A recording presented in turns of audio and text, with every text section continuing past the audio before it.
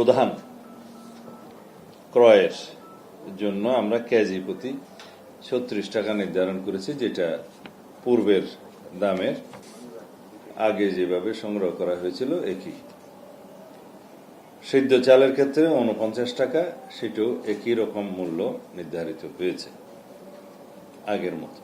আতপ চালের ক্ষেত্রেও তাই ৪৮ টাকা কেজি প্রতি। গমের কেজি প্রতি আমরা ক্রয় মূল্য নির্ধারণ করেছি ৩৬ টাকা।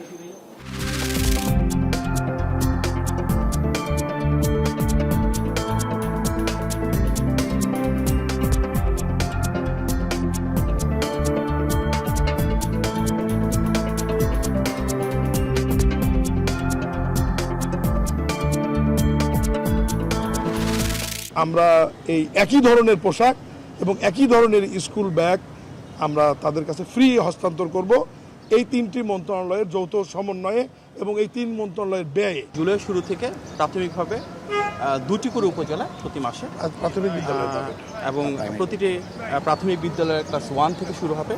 আমরা সকল ছাত্রছাত্রীর কাছে পাটের তৈরি ব্যাগ এবং স্কুল ড্রেস পৌঁছে দেব।